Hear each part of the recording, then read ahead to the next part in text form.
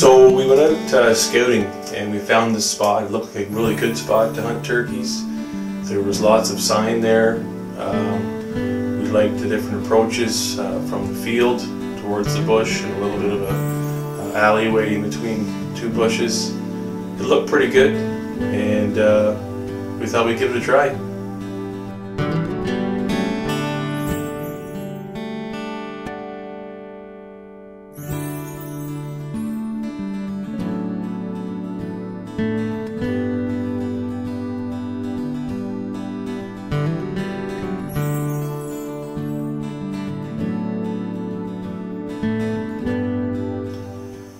Let's just say I haven't been turkey hunting very long. I'm fairly new to this type of hunt. I was a little reluctant to get into it a few years back. The early mornings are difficult. And then once you get back, you got to stay awake for the rest of the day if you're going to go to work. So I was a little slow to get into it. I will say that my father, he was keen from the get-go, and because of that he has turned himself into a very well-rounded and educated turkey hunter. He knows what he's doing out there, and he's good at it.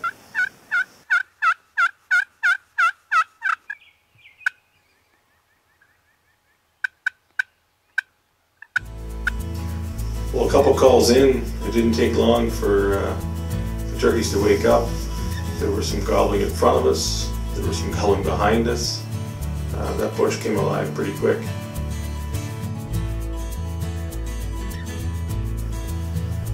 Well, a few minutes into these calls from these turkeys, all of a sudden one appears. Jake showed up on the right side of us in this grassy area, and it was taking a slow, methodical approach towards our decoy. It was fun to watch.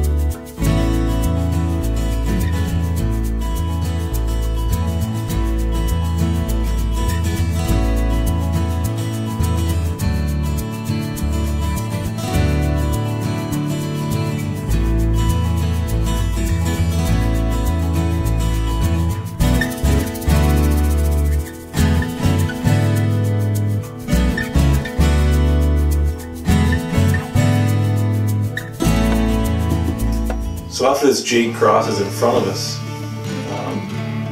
starts to head back in towards the bush. You know, we had to figure some things out. Had to get back home, help the kids get up in the morning. Had to get to work on time. There's a few things at play here, and we're going to wait out longer for the big Tom to come, because he was still gobbling back behind us. Or do we take this Jake and go home with the turkey? We made our decision.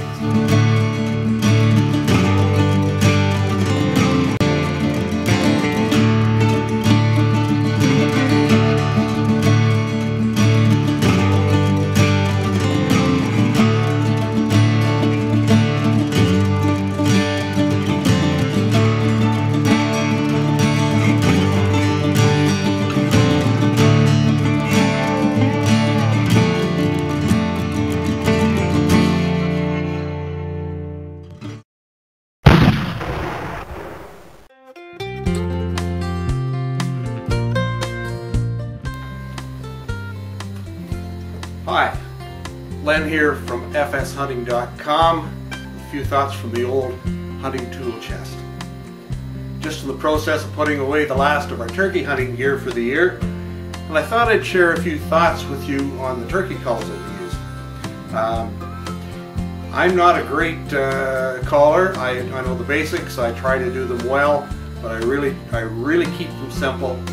Try to call very sparingly.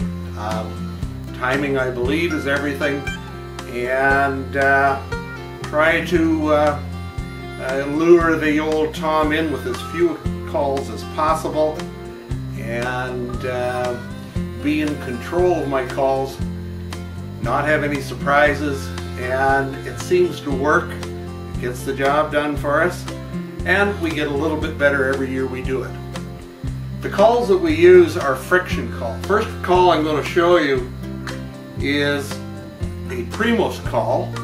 Had it a long time, referred to as the Freak, and this surface is called Crystal.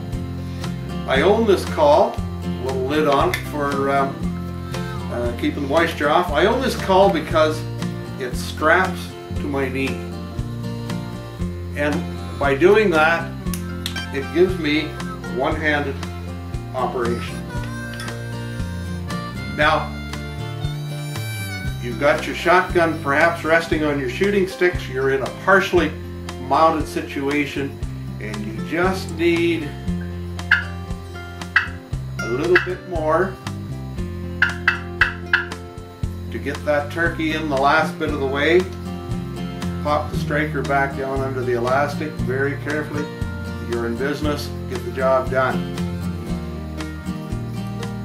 The striker that I'm using, I purchased when I purchased my slate over glass Derby City call. This is in a mahogany frame. They refer to this as the Magnum. Derby City are from Louisville, Kentucky. They are makers of banjos. They know their woods, they know resonance, they know sounds, and they added this little sideline to their business. Great people to deal with, and they make some beautiful calls, a variety of woods and a variety of surfaces. You can also get an aluminum over glass that will work in wet situations. With that, I purchased their old growth striker, and the shaft on this striker is, they have determined, is about 500-year-old maple. Very, very dense. They bought some flooring out of an old factory.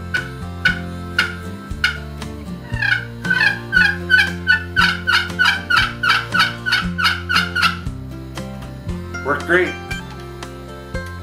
Keep the striker right there, and with any luck at all, sit back, and they're going to talk their way into you as they come. You're going to get a real performance. And I'm sure you all have favorite calls, but I thought maybe you'd have some interest in what we do and why we do it. And again, this is Len from fshunting.com.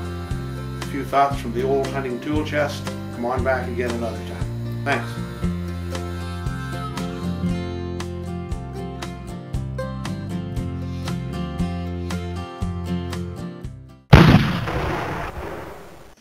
So after my father makes a few calls, it wasn't long that Jake showed up. Hung around for a little bit, and he checked out that hen decoy. He wasn't real sure what was going on there. You could still hear lots of gobbling behind us, and that's where we thought that bigger Tom was. And we wanted to sit out and wait for this guy. He probably would have came if we had the time, but we didn't have it on that morning. So we decided to take that Jake. We wanted to wait for an opportunity for a good clean shot. It was in pretty tight to us, and again, we hunt on the ground with not a lot of cover, so we had to wait a little bit, and sure enough, it got in a great spot for us, and it was going to be a nice shot. So we took advantage of it, and it worked out pretty good.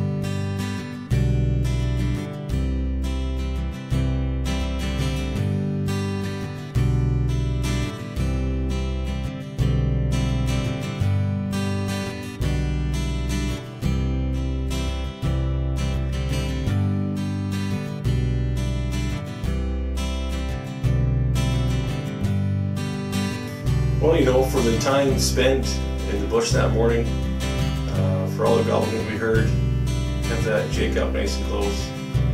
It was a great hunt. It was a father-son hunt, and you couldn't beat it.